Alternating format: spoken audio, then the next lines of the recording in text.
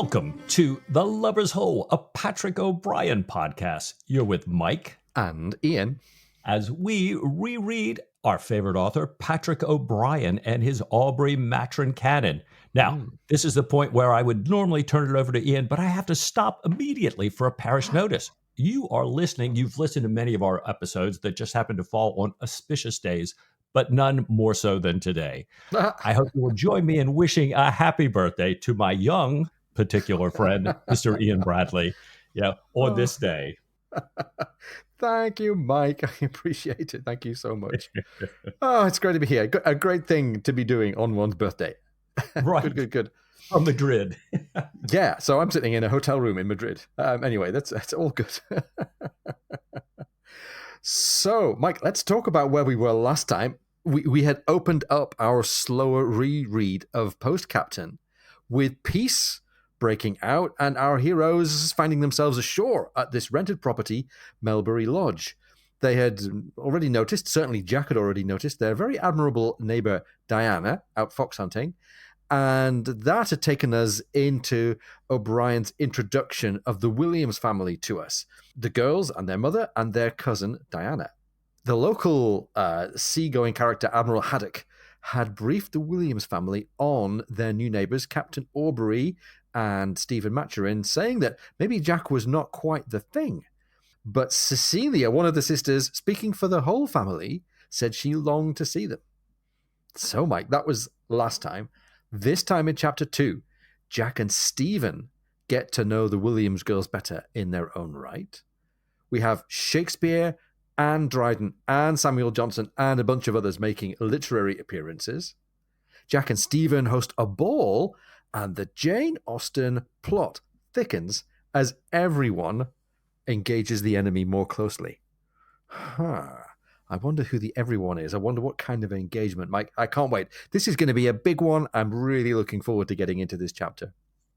Oh, Ian, you and me both. I just love this. Engaging the enemy. Who is the enemy here, right? Well, Cecilia doesn't have to wait long with her longing to see these new tenants of Melbury Lodge. We began the chapter learning that Admiral Haddock had invited the Williams family, Captain Aubrey, and Dr. Maturin to a dinner, and that was followed some days later by another dinner at Mapes, hosted by the Williams.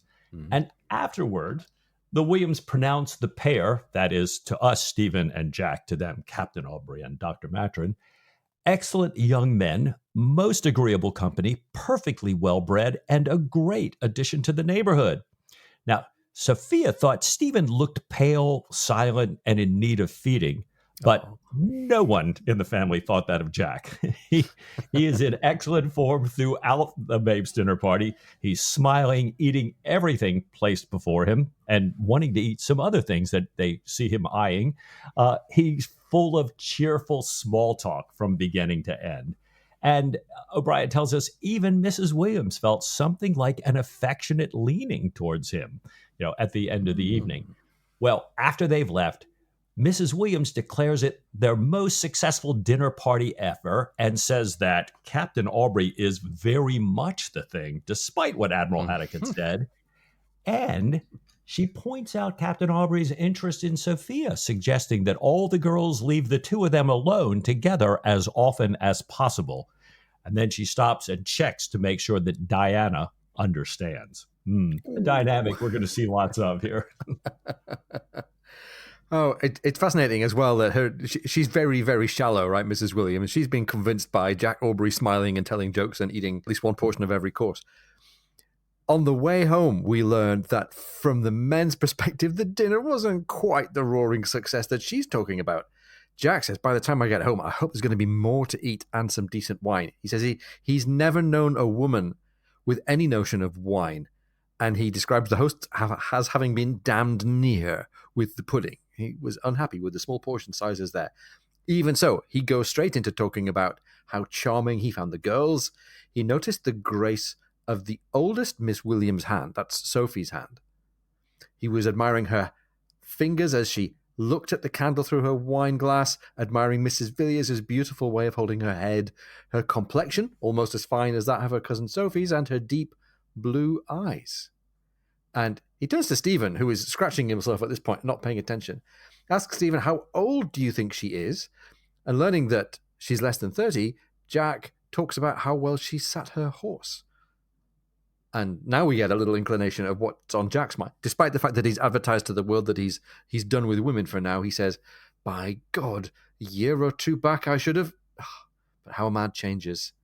But even so, I do love being surrounded by girls, so very different from men.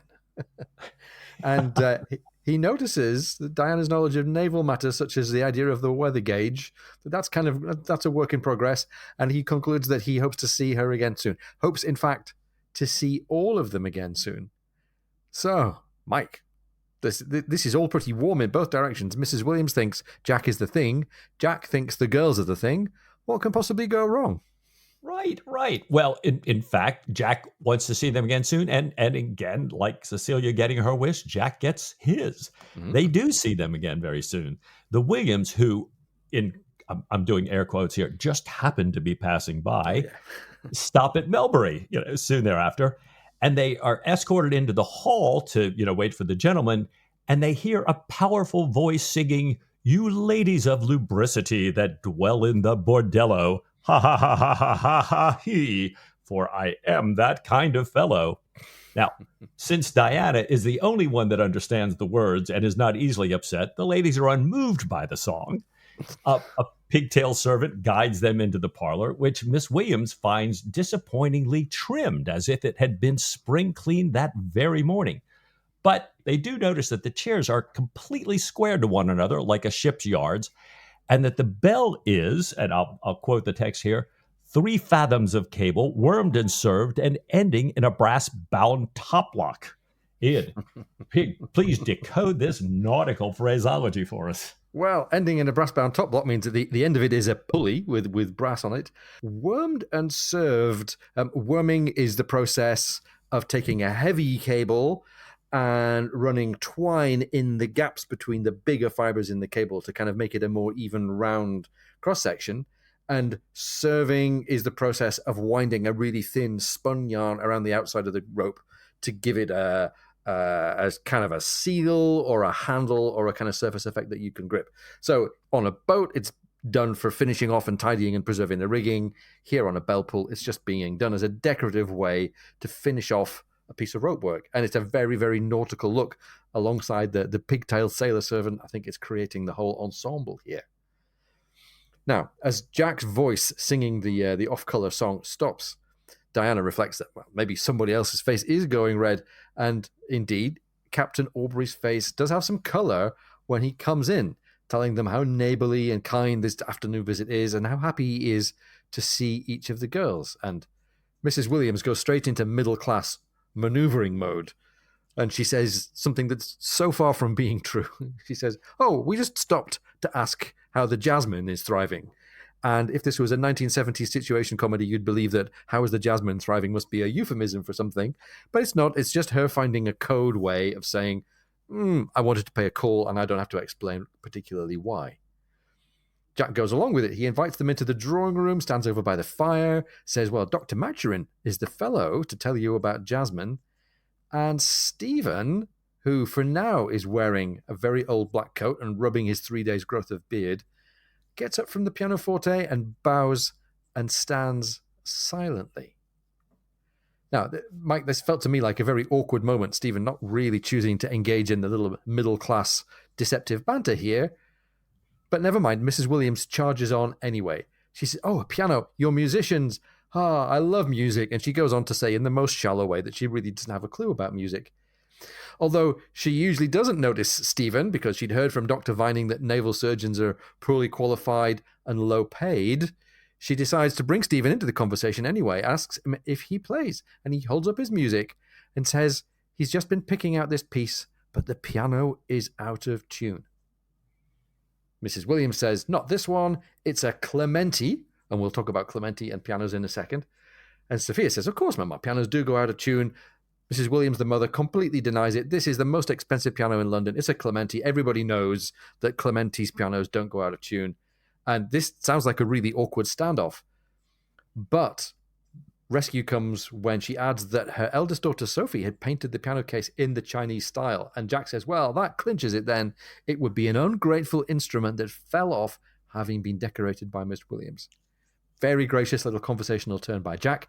He knows what these maneuvers are all about, even if Stephen hasn't realized yet. And he says, well, Stephen and I were admiring the landscape and the pagoda this morning. Stephen lifts up the page of this piece of music. It says it's the Hummel D major piano sonata. Come to that in a second. And he shows beneath the sheet music the painting points to these features that they liked so much. And this all seems to be okay, but Sophia is pretty embarrassed by the strident tone of her mum. She's embarrassed by all the attention as well directed to her. And Mike, I think we're going to hear some more about Sophie being uncomfortable being the subject of attention. In any case, she looks at Stephen's music, and there's this nice little connection for a moment here between Stephen and Sophie, and she recollects that her teacher had made her practice this particular piece again and again. So, Mike, can I ding into Clementi and Hummel here for a second? Oh, this is music, and you absolutely have to. Great stuff. So, Clementi, it's true. Clementi was a kind of piano celebrity of the late 18th century. Clementi pianos, in fact, haven't stuck around. As well as being a celebrity for being a piano maker, he was also a music performer and composer and publisher.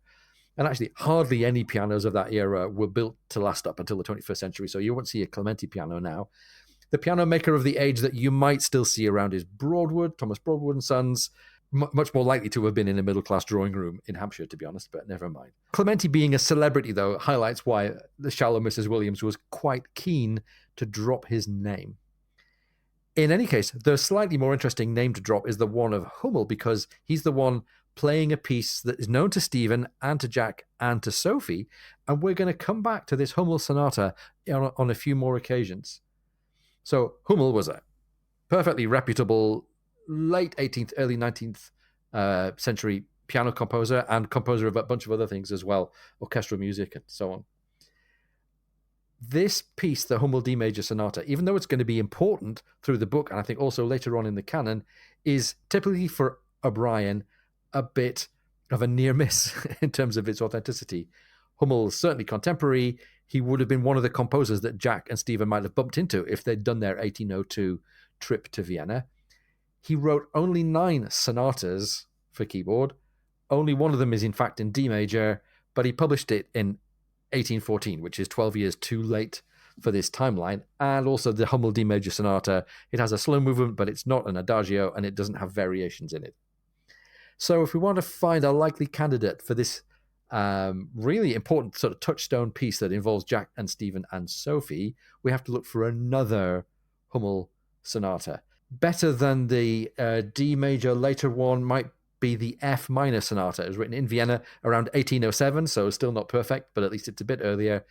It's got a really beautiful slow movement marked adagio, and it has a much more variation-like scheme. So let's listen to a bit of it here.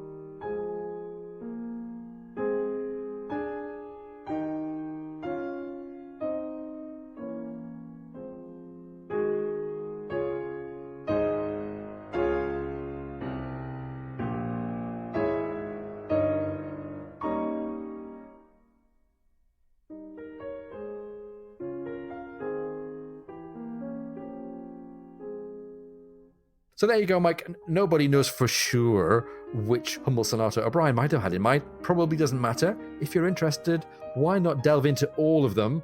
There are 9 of them. They're not very long. It wouldn't take very long. And see which ones sound to you like the character of Sophie sitting learning at the keyboard. Yeah, you might, as I did wandering around there, and find the D major flute and piano piece, which I thoroughly enjoyed. I'm sure it wasn't the one they were playing, but I had a great time listening to it. Great. Researching this episode. That's great. Well, as this is going on, all these, if you will, servants are coming in and out of the drawing room, and Mrs. Williams protests, "Oh, no, they really can't sit down or take refreshments." I'm sure she'd really love to, but she has to protest. But Killick and others bring in tables and trays, urns, and more coal. And Frances says, "What ho for ship's biscuit and a swig of rum," which makes Cecilia laugh here. So the girls are quite enjoying this. And Jack takes Mrs. Williams off to try and find the Jasmine. Yes, Jasmine she's mentioned. And later, as they're outside, Stephen and Jack and Mrs. Williams looking at the Jasmine, they hear the piano playing the Adagio. Stephen winces that some of these notes are off. There's mistaken phrasing. And he looks up and he realizes Jack's not hearing this. He's intent upon Mrs. Williams' account of the planting of the Jasmine, why she came by to see this here. And the music stops and then restarts with another hand on the keyboard. And O'Brien writes, "A fine ringing tone, inaccurate but strong and free. There was harshness in the tragic first variation, a real understanding of what it meant." And I love this, how O'Brien is using the listening to these people in another room playing piano to paint their differences in personality, as we'll see here. Well, Mrs. Williams remarks, hearing this second thing, "How well dear Sophia plays." And Stephen says, Stephen being Stephen, "That's certainly not Miss Williams playing," and she insisted it has to be, since neither of her sisters can go beyond the scales. And Miss Villars, she says, cannot read a note, would not apply herself to the drudgery. Well, when they walked back in fact, Mrs. Villars stands up from the piano quickly, but not quick enough to escape Mrs. Williams' indignant eye. And again, the text says, "An eye so indignant that it did not lose its expression for the rest of the visit. It even outlasted Jack's announcement of a ball in commemoration of the Battle of St. Vincent and the gratification of being the first guest to be bespoke." Ian, we've got a naval battle. You need to tell us more about this here. Well, it gets mentioned a lot in the canon. The Battle of St. Vincent, a battle that actually gave a noble title to the admiral who was in command at this great victory, at least what was seen by the British as a great victory. Jack needs to ask Mrs. Williams, "Do you remember this battle?" And she says, "Of course she did." And did we win? And the girls, who were already ahead of her, go, "Yes, of course we did." Captain Aubrey gets invited to tell the story, and he says he was there. He was third lieutenant of the Orion. So Admiral Sir John Jervis, Lord St. Vincent, as he would later be, had led this British fleet in 1797 off the Cape of St. Vincent, which is in Portugal. The British had 15 line of battle ships against 24 Spanish ships. And in fact, the enemy fleet grew and grew as the fleets assembled. And Jervis and his flag captain were counting the ships. And he was basically saying, never mind how many there are, the die is cast, we'll sail on into battle. So he had said the night before to his officers and crew that a victory was essential. So he was going to stick ahead and get into battle no matter what. During the battle, one Captain Horatio Nelson, in command of a vessel called HMS Captain, had worn out of the line and performed a really stunning feat to capture 2 enemy vessels within moments of each other. Nelson and his crew had boarded and captured one, crossed her deck, and then boarded and captured the second. This move was later celebrated by the public. It became known as Nelson's Patent Bridge for boarding first rates, and it was a move that some of us know is going to be copied by Jack Aubrey in his fictional life later on. So the famous Nelson's Bridge was at the Battle of St. Vincent. Interestingly, Sir John Jervis, as he was then, didn't mention Nelson's achievement in the initial dispatch to the Admiralty, despite the obvious contribution that Nelson made. In later dispatches, Jervis did mention Nelson and his tendency to disregard orders, although he forgave that on this occasion. Again, another very Jack Aubrey characteristic. So we get a little signal here of what it was about Nelson that Aubrey really wanted to kind of admire and copy. So even though the British actually only captured 4 of the enemy vessels, the Battle of Cape St. Vincent became celebrated as an outstanding victory. The awards and recognition to the people who took part far outweighed the achievement. It was Basically, Mike, we needed a victory, so this became the great victory. Right. Yeah. Fascinating how that happens. Long before this, long after this, all over the world here. Yeah. Well, Mrs. Williams, I think, is needing a victory. She's got her girls aging, and they're not married off, not a one of them yet. And on the way home, Mrs. Williams tells the girls that the ball is being given as a compliment to her and her daughters, and has no doubt Captain Aubrey will open it with Sophia on Valentine's Day. So she's quite thrilled about this. Yeah. Now, Mrs. Williams realizes that Diana, who's now been publicly, asked to go and accepted, is going to have to attend. And she's not happy with that, but she's also thinking, well, there's no possible comparison between a woman with 10,000 pounds and one without. So her daughters versus Diana. But she had seen certain looks that made her uneasy and wonders whether men of the Navy might not be quite as predictable as the local squires and their offspring. All right. Diana and the Williams girls and Valentine's Day and a ball and naval men. I think even if I'm not Mrs. Williams, even if I don't have her outlook on life, I think I'm potentially a bit uneasy as well. Right. Anyway, she's marshalling her forces and she calls Diana in the next day for a little chat. This is a chat that Diana was not very prepared for. It appears to be about a horse, but that usually relates to Mrs. Williams expressing concern about Diana borrowing Sophie's chestnut mare. But now this appears to be an offer for Diana to go ahead and get a horse of her own. And Diana spots straight away that this is a bribe for her, Diana, to leave the romantic field clear for her cousins. And so Sophie's more likely to go riding her horse with the two gentlemen instead of lending the horse to Diana. That's Mrs. Williams' logic anyway. And I love the text description of Diana's response to this. She accepted the bait and spat out the hook with contempt, and then hurried away to talk to the groom about getting out to a horse fair. So Diana spotted this for what it is, Mike, and she's fine with it. Yeah, she does. As she's headed out to see this groom, Diana sees Sophia coming back from Admiral Haddock's house, swinging her arms and muttering, "Larboard, starboard," as she's walking. And Diana calls out, "Yo-ho, shipmate." And O'Brien writes, "The chance shot goes straight home." Sophia blushes.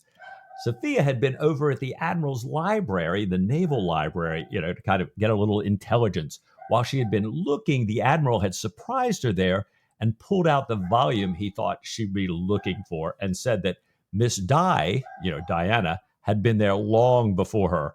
Now, Sophia, in great distress, had tried to say, no, she was looking for, but she couldn't finish her sentence. Her voice just died away. So I think she'd been caught out now twice in a row here, trying to get a little strategic intelligence and learning that her cousin, way ahead of her.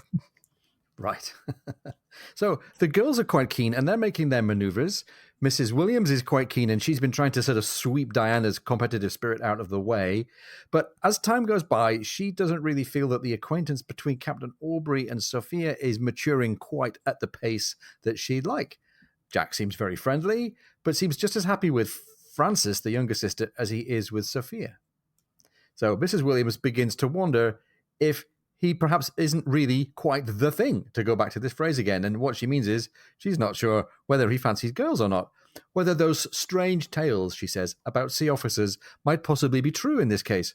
Was it not very odd that he should live with Dr. Maturin?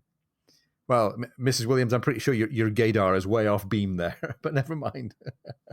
She's also troubled because she's heard that Diana actually rides better than Sophie, but the die is cast. She's got Diana this horse, and she's actually inadvertently given Diana the means to be seen and to show off her kind of her differentiation, her skill in front of the men there.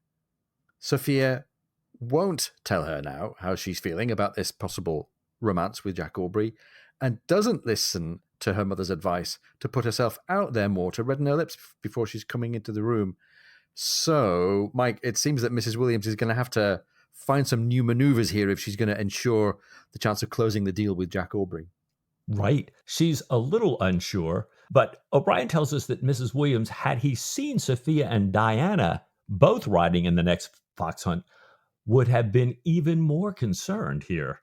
Sophia doesn't really like hunting. She doesn't like all the waiting around. She's fine with the galloping, but there's the poor fox. She's not keen on that either. And her mare has spirit, but no great stamina, unlike Diana's new bay gelding that she'd Mrs. Williams had bought for her, who would carry Diana from morning to night and love to be in on the kill. Well, they've been hunting almost all of the day. It's getting towards evening now. They've killed 2 foxes already, and they've been led on this long, rare old dance by a barren vixen into very heavy country with wide ditches and a close-by drain that the fox is heading for. It's a great setup. And because we're talking about this with the perspective of foxes and horses in mind, we should sort of have our antennae on high alert here, because we're going to get some great O'Brien juxtapositions and situations here. Jack followed a lucky break, and he and Sophia were ending up closer to the hounds than anyone else in the hunt. They're facing a bank. They face this towering fence with mud in front of it, with broad water at the far side of it. Sophia points her tired mare at this fence and has no real wish to get to the other side, and is thankful when, surprise, surprise, the mare refuses. She, as the text says, had never felt more tired. She dreaded seeing the fox being torn to pieces, and she's pretty much done. The dogs, for their part, signal that they have the fox in sight, and Jack hollers at her to take the gate that he's holding open so she can compensate for the fact that she didn't make the jump. And just then, Stephen arrives as Sophia saying she wants to go home. She says, "Go ahead without me. I can get home on my own." And the sight of her face, her piteous face as it's described, wipes away all of Jack's frustration, wipes away the borders away expression that he had on his face. And he very kindly, you might say very pitifully, says, "I'll turn back too." Stephen says he'll see Miss Williams home, and Sophia, whose eyes at this point are brimming with tears, asks them to please go on. So this is a very, very awkward situation, made even more intense and important for us by the appearance, as they're talking, of Diana riding into the field, intent on the fox, not looking at them at all. She's sitting up straight in the saddle. She looks like she's been only riding for half an hour, completely part of her horse. She and the horse go straight at the fence and right over. And here's O'Brien's description seen through the eyes of Jack and Stephen. Her form, her high-held head, her contained joy, fierce gravity were as beautiful as anything Jack or Stephen had ever seen. She had not the slightest notion of it, but she had never looked so well in her life. The sight, we think, might have made Mrs. Williams even more uneasy, Mike, than we were saying just a couple of paragraphs ago. And this is a great moment. I love the fact that this is when Stephen, Jack has already kind of seen her and taken notice of her. This is the moment that Stephen takes notice of Diana in all her glory. Maybe as we look back on this moment in a paragraph or a chapter or two, we might say to ourselves that this is the point where Stephen falls in love with Diana. Maybe. And Mike, I also love the description of the two different women and their characters. You can take their attitude to jumping the fence and participating in the hunt as maybe a bit of an analogy for their attitudes to sex and marriage. One of them is composed and purposeful and focused, and the other one is awkward and hesitant and embarrassed and anxious about what's on the other side. And Mike, I guess tired too, and that's a factor, right? Yeah, not the stamina.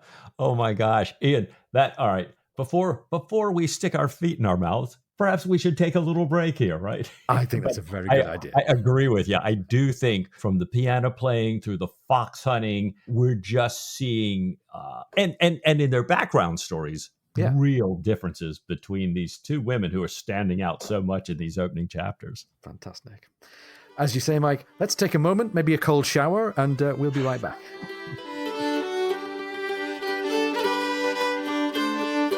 If you're enjoying the podcast, please come and join our supporters on Patreon. Go to patreon.com/LubbersHole.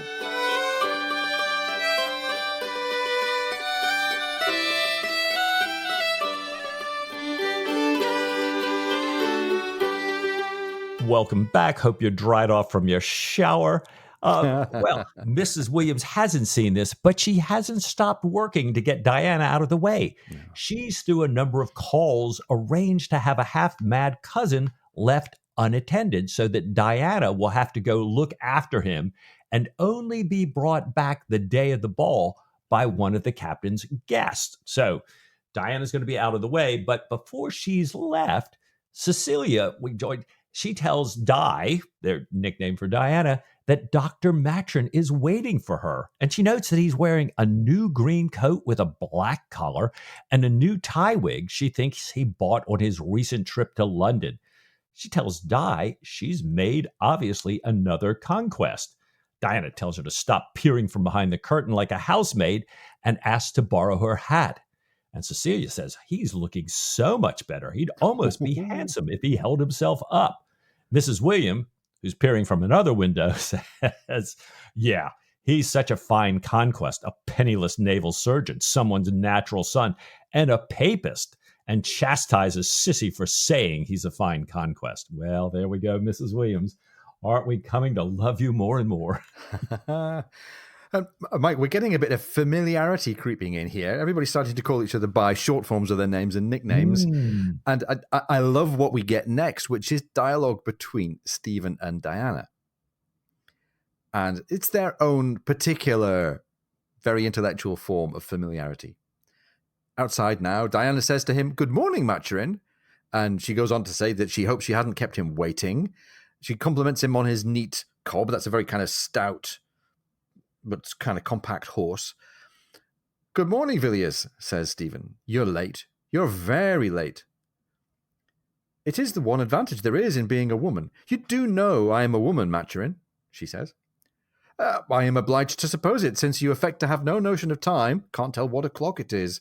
Although why the trifling accident of sex should induce a sentient being, let alone such an intelligent being as you, to waste half this beautiful clear morning, I cannot conceive. Come, let me help you to mount." Sex. And she says, "Hush, Maturin. You must not use words like that here. It was bad enough yesterday." "Yesterday," he says. "Oh, yes. But I am not the first man to say that wit is the unexpected copulation of ideas. Far from it. It is a commonplace."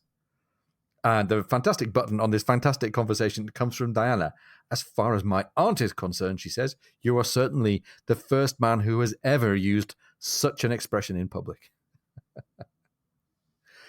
And Mike, there's so much that I think you and I both like about this passage. I love the bantering tone that says that they've got familiar with each other. It doesn't tell us yet that they're in love, but it tells that they've gone from being very awkward and distant to Maturin wearing a new coat and wig and having this very kind of, at least platonically friendly, bantering chat with her. He's certainly no longer the quiet, bowing, small scruffy man that we saw just a few paragraphs ago. And Mike, I also like that this development happened off camera. This conversation is clearly between two people who have got to know each other well, and they've done all of that without us being present, without any narration, without us being in on any of the dialogue. We just know that they're acquainted and they're flirting pretty conscientiously. They are. And Ian, wit is the unexpected copulation of ideas. So, right. Yeah, you mentioned as you were talking about what's coming here. Where do we hear this phrase from? Well, it's great. I've never stopped to look this up. I've always just assumed it was something that Stephen came up with. But it's commonplace because it was written by who was at that time a very, very celebrated writer. It's from another Johnson, this time Samuel Johnson, 18th century essayist, writer of not the first, but the most famous first dictionary of the English language. And he was very much into writing witty essays. And in this particular essay, he made this joke about unexpected copulation of ideas and went on to explain that trying to be witty is only worthwhile if you have great knowledge and memory and imagination. So I think that's a little bit of halo polishing there by Patrick O'Brien. Well, I think so. And it's also a great foreshadowing for wit and Jack Aubrey, which we've seen a little bit so far, but we'll see again and again and again. Oh, my goodness. Anyway, they ride off, and Stephen says that he is not in the least degree interested in women, only in persons. And I love that. I love that line. And he points out, he says, there's the field by where I first saw you. You were riding. And he says, we should ride back over in that area tomorrow.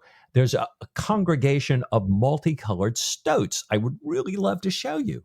And Diana says, well, she can't go tomorrow. She's going to Dover to look after a sort of cousin who's not right in the head. Stephen says, well, I'll be in Dover, as a matter of fact. Do you mind if I come by for a cup of tea? And Diana says, well, you couldn't come to a better address since my cousin, Mr. Loud's, imagines himself to be a teapot. There you go. Well, Diana then stops with a hesitation and a shyness that O'Brien tells us sort of really more resembles Sophia than herself. And she asks Maturin if she may beg him to do her a kindness. He stops. He says, certainly, and looks straight into her eyes. And O'Brien writes, and then quickly away at the sight of the painful emotion in them. So I love this connection here. Yeah. And she says, you know something about my position in the Williams house. And she asks if he'll sell some jewelry for her while he's in London. She knows he's going back into town. And he says, certainly he will. She hopes to get at least £10 for it. And then if indeed he does, ask Stephen to give the money to Mr. Harrison at the Royal Exchange, along with this note of things that she needs so that she'll have something to wear to the ball. And she keeps repeating, I must have something to wear. I'm thinking, wow, this is, another really great moment between the two of them. Now, interestingly, Ian, I was so thrilled to say, I never knew that a group of stoats was called a congregation. With my religion background, I thought, wow, isn't this great? Well, in fact, it's not. but it sure sounds great. I searched and searched. I went as far as Google Bard, who said maybe a couple people have said that, but you would never use that expression in a formal or scientific context. And we know Stephen Maturin, speaking about nature, is always formal and scientific and taxonomic. So I kind of wondered, maybe it's period related, but I couldn't find anything. You usually hear other words, pack, gang, caravan, even a trip of stoats. But you're looking further with stoats, it's even more of a kind of funny idea because they don't gather very often. Males and females live separately, marking their territories with scent. They're very territorial.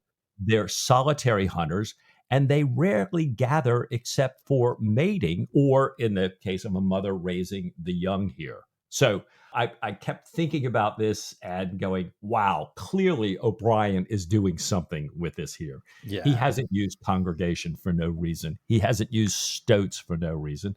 And these multi-color stoats that Stephen's very specific about here, he uses the technical term for that. So maybe we come back to this a little bit as this relationship continues here. Amazing. Once again, Mike, especially with the personification of an animal, you dig a little bit deeper, and there's something that O'Brien's pointing us towards here. It's just great stuff. By the way, I just want to come back to this conversation between Stephen and Diana, and it's tantalizing. They're close to each other. He's perceiving the pain that she's in from being in this very awkward, disadvantaged situation. We don't really know yet whether that's love or platonic friendship. Right. And if you kind of take the text at its face value, as a Stephen person, I think he's hook, line, and sinker. But this could still be the kind of platonic brother-sister friendship that you might find between two adults that have got the kind of bantering relationship that they seem to have. So we're going to need to see what happens around the ball for this to really work itself out. So Diana's dress, as purchased for by Stephen, is ready, and she's ready for the ball as the day arrives. Her cousin's servant announces the person who's shown up to escort her back to Melbury for the ball. It's a Mr. Babington. And old hands at the cannon, no Babington for a long time. If we are still only 2 books in, we might just remember from Master and Commander that he was a midshipman. But he's going to stick around, let's put it that way. Diana greets him. He's young, he's short. He has rum brought for him to ward off the cold, and he wants to leave quickly so that the horse doesn't take cold. And Diana is very nervous, she being an experienced horsewoman, at the sight of this big nervous horse with its big white eyes and his laid-back ears showing distress, and she learns that there's no groom. Babington intends to drive himself. And let's just say shaky health and safety in coach riding is going to be a theme much later on in the canon, so maybe this is very, very long-term foreshadowing here. But this little coach, this dog cart, knocks over a post on the way out of the drive, and seeing how Babington drives, Diana can't believe that he didn't have a spill on the way up there. She decides that she's going to have to take him down a bit so that she can take over and drive. And her moment comes as they're going up a long hill. The horse slows to a walk, and in one of the great jokes of the O'Brien canon, we learn that the bean-fed horse, as it proved by a thunderous long, long fart, is going to take its place in the conversation here.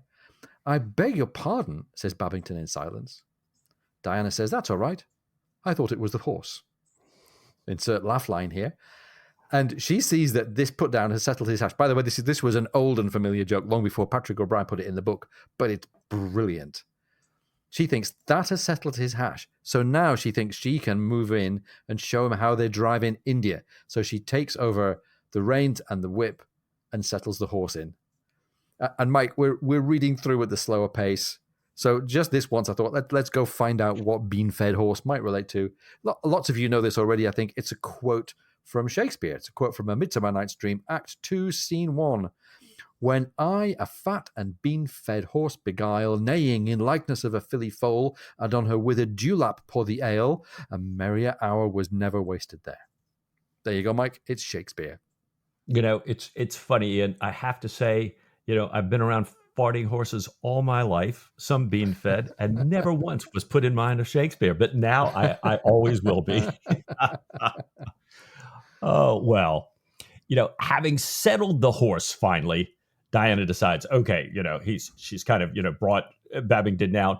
Now she wants to win back his kindness. And so she does this. She's very masterful at this. And so it's kind of something I put in the back of my mind. She can work men pretty well here. She asks him all these naval questions, ask if it's true that he was part of the Cacafuego action. Never a greater disparity of forces, she says, and says Captain Aubrey must be very much like Lord Nelson. Well, Babington's just delighting in all this, and he says he doubts Nelson could have pulled it off as handsomely as the prodigious Captain Aubrey. And he goes on to talk about Captain Aubrey, about what a great person he is by land. He says he'd let Babington and Pullings pick out their own horses and race 3 times around the paddock and upstairs into the library for a guinea a side and a bottle of wine. And I think, it's like, wow, this is something. Diana says, well, who won? And he says, well, they all fell off at different times, and then adds, the captain probably fell off so that he wouldn't take their money. And I thought, here is a really touching view into Jack's character here. I've got these youngsters that are under my command. I'm not going to take their money here. But Babington said, he's so taught at sea, but we all love him. And again, yes.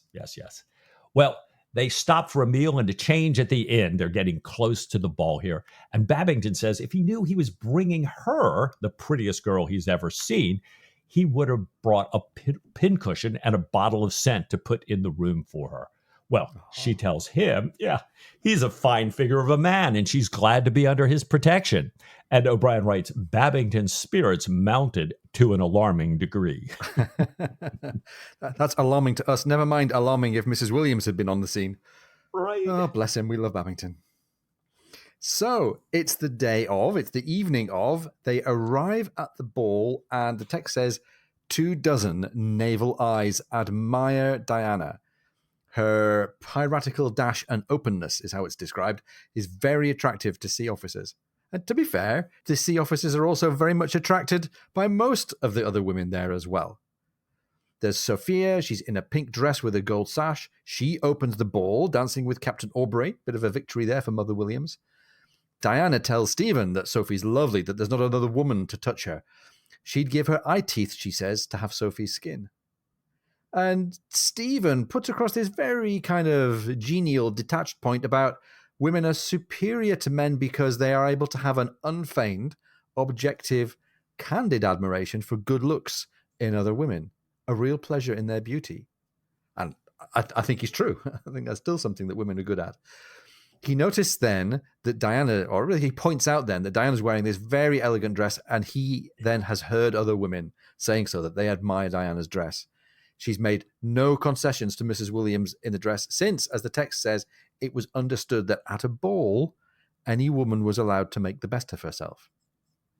Now, Diana knows that if women are equal, one who can spend 50 guineas looks better than one who can spend £10.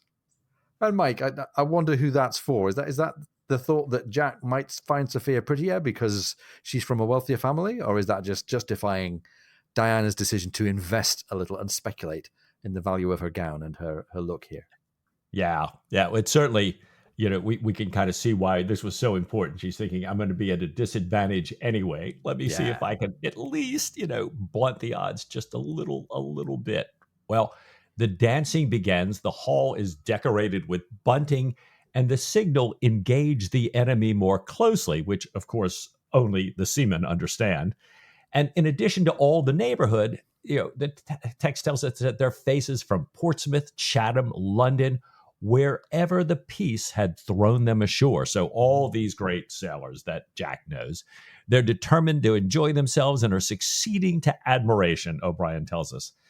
And the other sailors there, not the officers, make great waiters. And for once, to everybody's delight, especially the women, there are more men than women, and all of the men are eager to dance. Mrs. Williams is busy telling people that she, of course, had encouraged the idea of a ball from the beginning. So Mrs. Williams being Mrs. Williams, even at the ball. And Mike, it's funny. I look back on this chapter and I think that I got a lot of description of the big picture of the ball, Mrs. Williams, and the signal bunting and all the sailors there. But actually, we only get a couple of paragraphs of it. And then we get one of these great O'Brien switches of point of view. We go from the broad picture of the ball and the decorations and the joy and the dancing in closer with Stephen and Diana. After 2 dances together, Stephen says to Diana that she's looking pale, so he invites her to sit down in fresher air out in the orangery. She's promised, she says, to dance with Admiral James, so she's going to meet Stephen in the orangery after supper. In due course, after supper, there she comes with the Admiral and 2 sailors following her until they see that Stephen is there with her shawl. It turns out that one of them is Mowat. He says, I didn't know the doctor had it in him. I thought he was a monk. And Pullings, who doesn't normally say a bad word about any situation, curses and said he thought he'd been getting on so well. And by the way, Mike, I love the fact that we've got these sailors. We've got Babington earlier on. We've got Mowat and Pullings and the Admiral all just going for it. They're going, this woman is beautiful. Who cares if I'm not a catch? Today is today, and I'm a guy, and she's hot, so I'm going for it. Contrast that with what comes in the conversation with Stephen next. Yeah. I mean, I'm with you, Ian. This is just such a stunning conversation to me. So I'm going to start with just the text because I couldn't do it justice otherwise. You are not cold? Asked Stephen, tucking the shawl round her shoulders. And as though the physical contact between his hand and her bare flesh established a contact, sending a message that had no need of words, he felt the change of current. But in spite of the intuition, he said, Diana. And it trails off because she immediately says, Tell me, she said in a hard voice, cutting right across him. Is that Admiral James married? He is. I thought so. You can smell the enemy a great way off. Enemy? Of course. Don't be a fool, matron. You must know that married men are the worst enemies women can have. Get me something to drink, will you? I am quite faint with all that fug. Fug being kind of a heavy, musty, unpleasant atmosphere. Wow. So we're right into it here, Ian. Oh, my goodness. We really are. And she's on one, right, with this rant of hers, you might say, about friendship with men. She says, there's no friendship to be had with a man. They all want your heart, your life, your future, and she stops short of saying something that's maybe more coarse. He knows exactly what she means. She recounts many of the men who've tried it on with her here and in India, and she wonders, who the devil do they think I am? She's really winding herself up with indignation here. She says the only honest one was one in India who sent an old woman to say that he'd take her into keeping. And if she'd known she'd end up here in the English countryside with these rustics without a penny, under the care of some vulgar, pretentious, ignorant woman who detests me, she would have been tempted to accept. She's looking into the future with her looks going, which is the only thing that she has, and she expresses this to Maturin like this. Listen, she says, I speak openly to you because I like you. I like you very much, and I believe you have a kindness for me. You're almost the only man I have met in England I can treat as a friend. Trust as a friend. And by the way, Mike, this expression of the friend zone, I think, to contemporary ears sounds like he's being told where he sits now. And Stephen wants the conversation to go on. He says she has his friendship.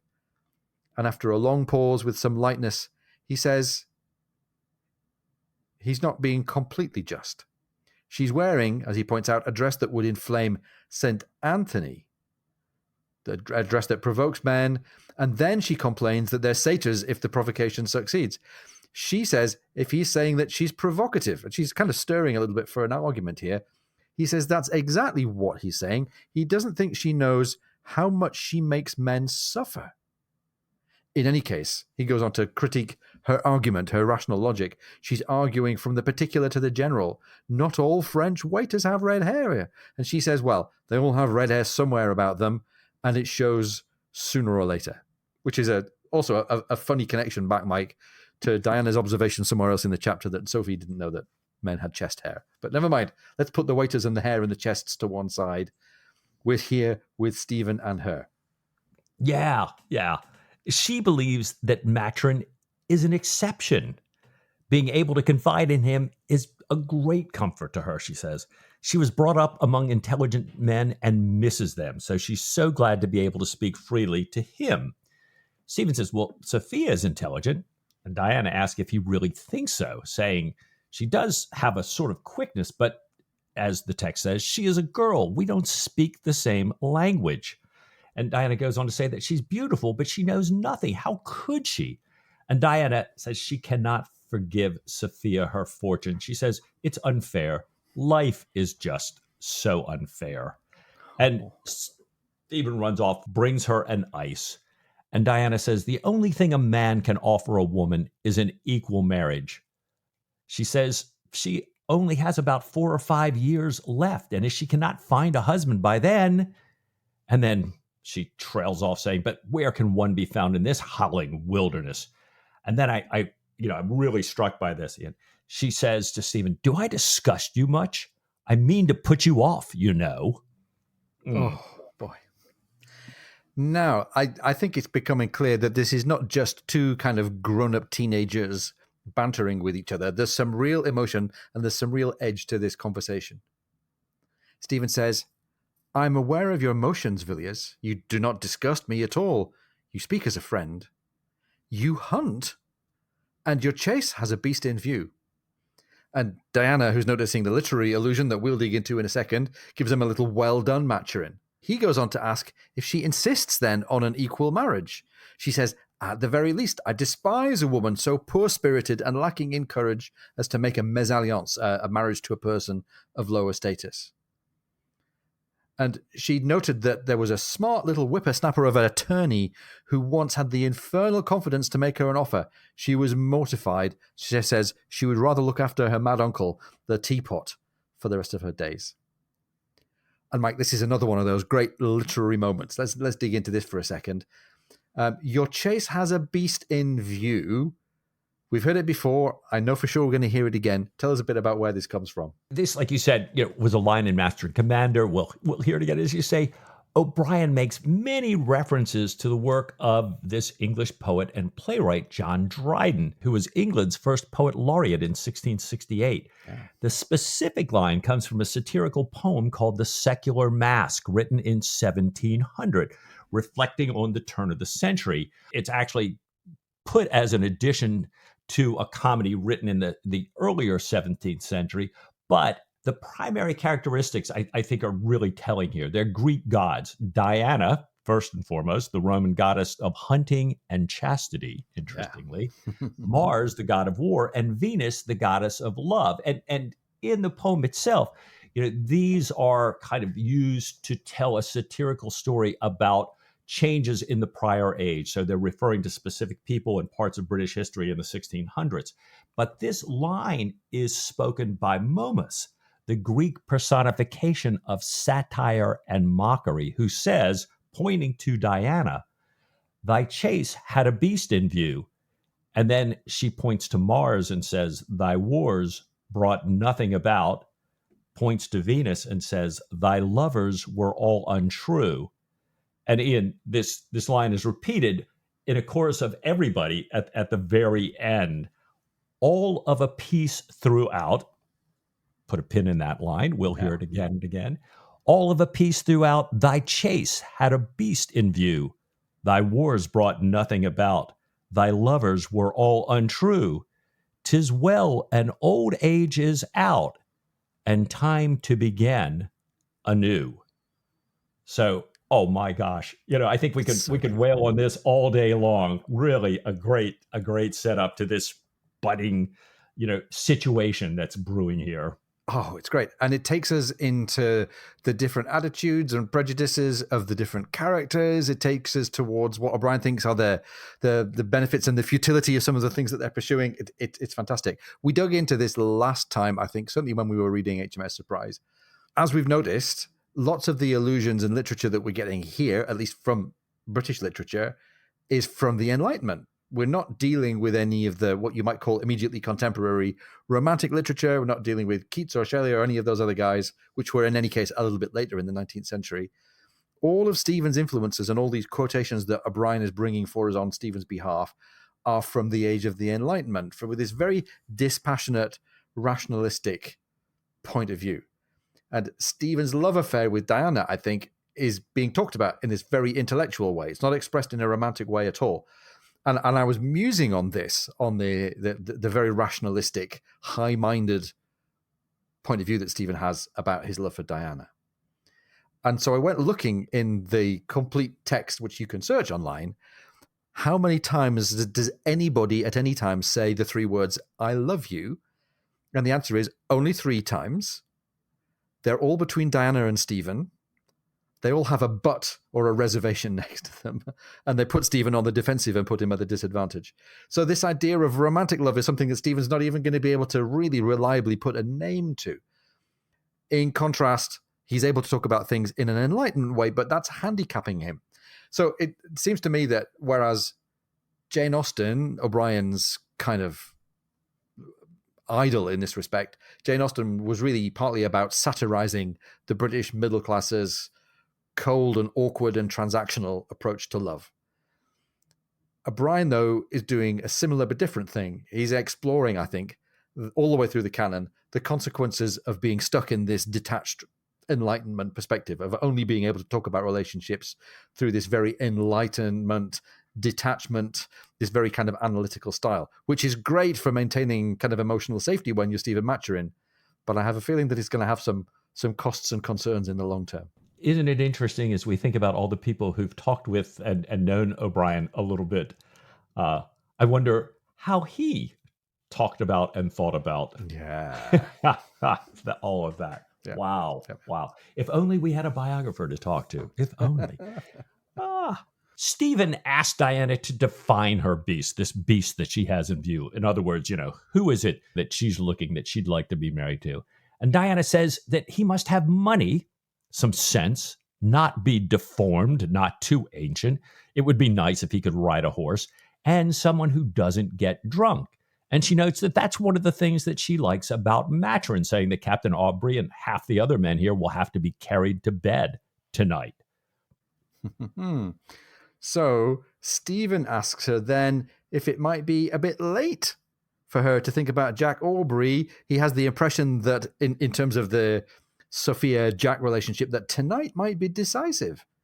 And she expresses a bit of skepticism. She says, well, has Aubrey confided in you?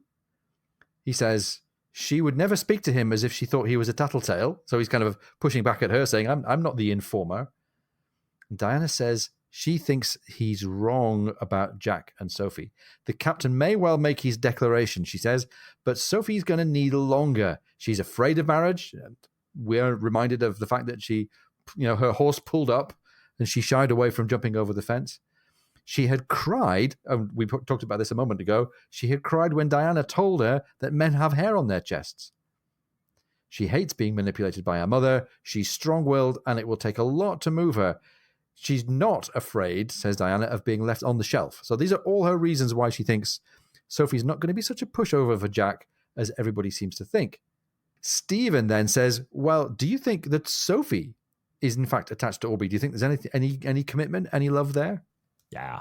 Well, Diana says she doesn't really know, and she suspects that Sophia doesn't either. Diana says Aubrey certainly is a husband any woman would be glad to have. He's well off, good looking, distinguished in his profession with a future before him, an unexceptional family, meaning, no really bad stuff. Well, stick a pin in that. Mm-hmm. He's cheerful and good natured. She thinks Sophia is entirely unsuited to him, however. She says, he needs somebody more alive. And Stephen says, well, perhaps she has a passionate side that Diana doesn't know about. Diana says, stuff. She says, Aubrey needs a different woman and she needs a different man. Perhaps that she's more suited to Matron if Atrin could stand Sophia's ignorance. Oh, wow. You've got to ask yourself, is this Diana trying to engineer a way to suggest to everybody that, I don't know. So Sophie and Stephen are going to become, well, without too many spoilers, Sophie and Stephen are going to become close, but there's no way there's a romantic connection between the two of them. That's very wishful thinking or maneuvering, I think, on Diana's part. So then, Stephen asks, would Jack Aubrey answer for her? He means Diana herself. She says, well, I like him well enough. I'd rather have a person who's less of a big boy. She'd rather have somebody who's a grown-up man. And Stephen goes in to defend Jack here. He's well considered in his profession. That's something that she wants. She says, well, yes, but a man can be brilliant in his profession, but a mere child outside it. She likes politicos. They are reading men, she says, like Stephen. She wishes Aubrey read more and was more like Stephen, who's very good company and someone that she likes being with. But he is handsome. She points over to him dancing and says, it's a shame that he wants decision. And Stephen protests a bit. You wouldn't say that about him if you saw him taking a ship into action. And she means this lack of decision is about his relationships with women. He's sentimental. And I think right there, Mike, Diana is on the money. I think sentimental is exactly what Jack is about many of the women that he's going to encounter. Well, Diana asks if she should tell Matron something that will shock him, even though he's a medical man. And he says, go on. Mm-hmm. She says she was married. She is not a girl. And she says that intrigues were as common in India as they are in Paris. And there are many times she is tempted to play the fool and would if she lived in London instead of this dreary hole. And Ian, boy, my Danger Will Robinson lights, we're going pretty strong here, going, whoa, what are you saying here? It's fascinating. She's trying to shock him, I guess. She's maybe just trying to draw him into the friend zone of talking in a very detached and sort of cold, even cynical way about relationships. She's trying to say, if I'm ever in consideration to be anybody's wife, I'm going to be an unreliable and unfaithful one, and I don't care very much really about the institution of marriage in the first place. Now, we can guess, and we're going to find out in a minute, what Stephen's reaction to all of this is emotionally, but it's a really dark and complex motivation that she's got, I think, for raising this and for just kind of plonking it in front of him like this. Yeah. Well, Stephen asked Diana if she thinks Jack is to her way of thinking. And she says, well, yes, there are signs that mean a lot to a woman, and that, quite frankly, she's surprised he ever looked at Sophie. Yeah. And I love how she's been Sophia all the way through here, and all of a sudden, Diana is now calling her Sophie.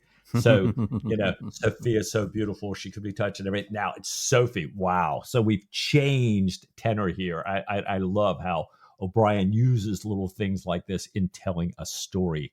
She wonders if Sophie's fortune would mean a great deal to Jack, or to the captain, to Aubrey. She asks if he and Matron have known each other long.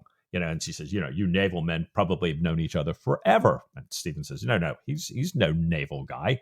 Stephen says he's only known Aubrey since 1801 when they met at a concert, took a liking to each other, and Jack asked him to sail as his surgeon.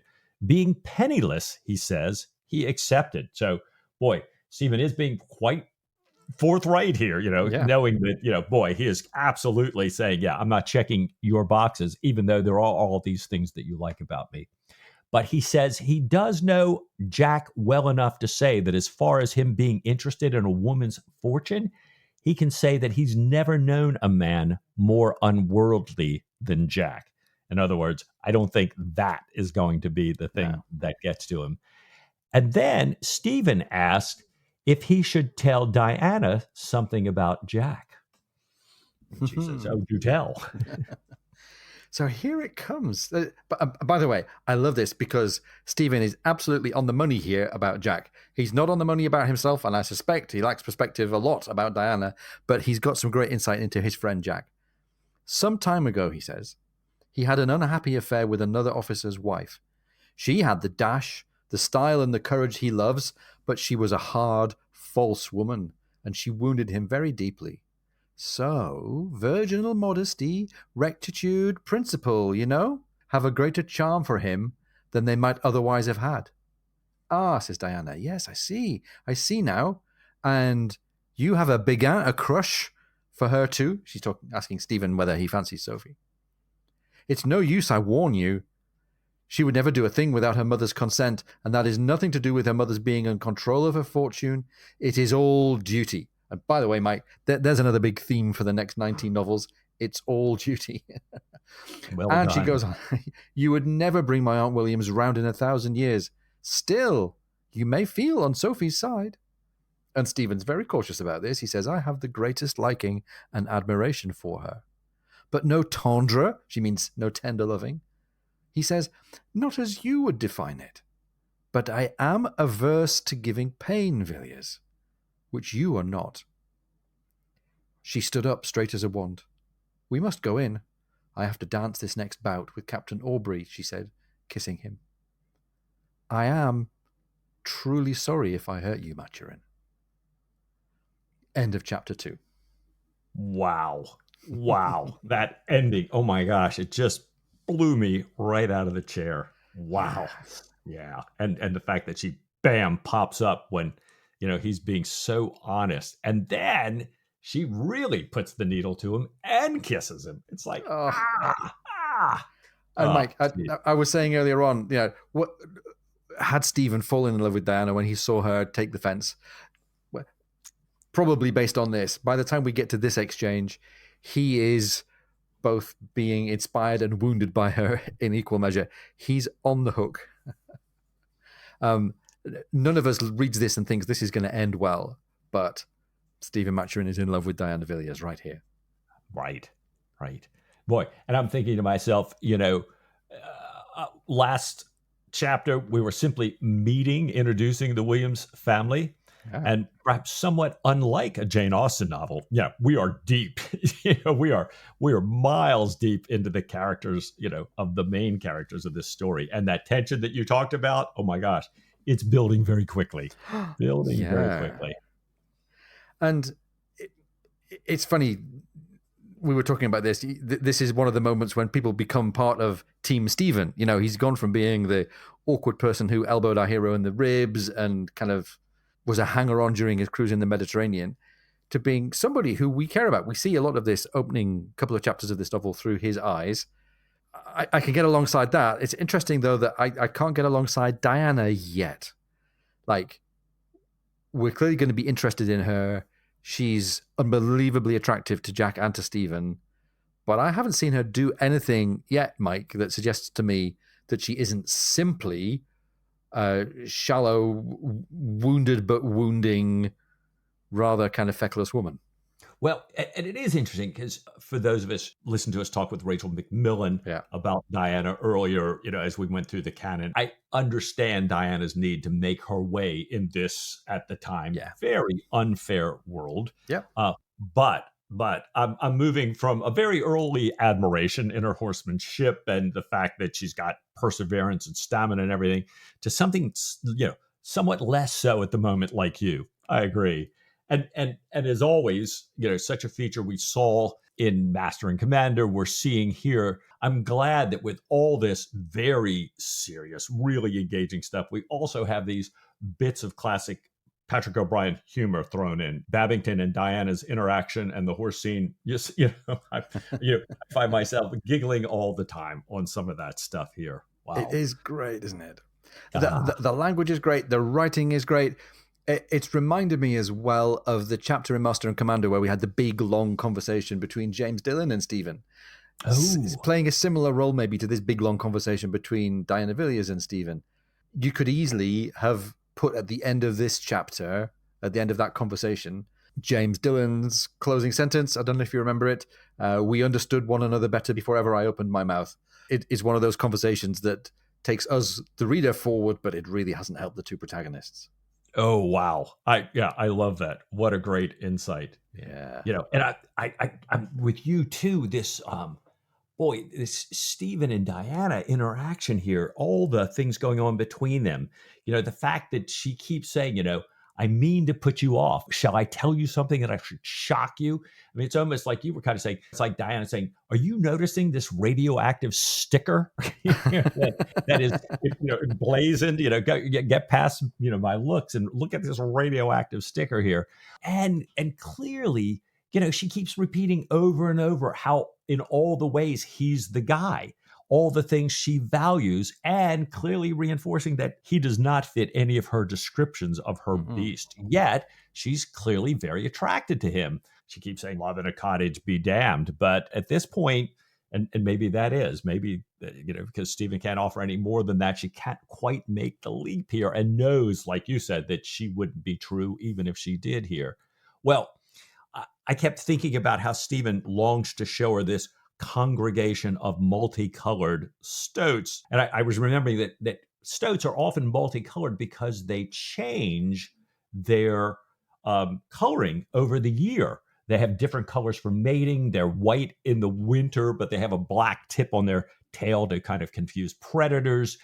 And this idea that, again, that they're solitary, independent, living alone, fierce in their own way, both excellent hunters, yet they do come together in congregation from time to time. And I'm thinking, maybe hoping that for Stephen and Diana, we can have a little bit of that. But we've got the whole, now Aubrey Diana dynamic, at least from Diana's mind, clearly in play. So I'm sort of thinking, oh my gosh, where does this go from here? And now we've got the potential for a triangle. Wow.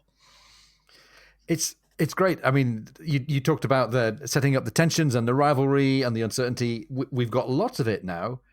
And it's interesting to reflect, even early on in, 2 chapters into the book, it's so different from Master and Commander, but still just as good, still using lots of the same kind of points of reference. Mike, this seems to be O'Brian coming into his own. He embarked upon Master and Commander, as you might say, as a trial novel, a little bit after the fashion of Forrester, at least in order to meet the needs of an audience that was in love with Forrester. But this is more for adults, and he's got the green light from another set of publishers. He's got other income to fall back on, and he can do what he wants and really enjoy it and really open it up. And it's great to see where he's going with it. I'm still fascinated to see what he's going to make of all these relationships. For many people, Post Captain is a little bit dry because we're ashore and we're not present with lots of naval action until much later in the books. But I'm really, really relishing this. I think it's great. Even so, Mike, this is O'Brian. We're 2 chapters in. We've got all of these hairs now running about the relationships. We haven't got any hairs running at all about Jack and his naval commands because we're not at war. But it's still not clear how this novel's going to roll out, right? No. And we're just getting to know O'Brian. If this is, in fact, your second book being read in your first circumnavigation. But he's often not very straightforward. So I, for one, am dying, like you, to know, where does this go next? I guess, Ian, only one way to find out, right? What do you say, Mike, next week to just a little bit more Patrick O'Brian? Ah, with all my heart.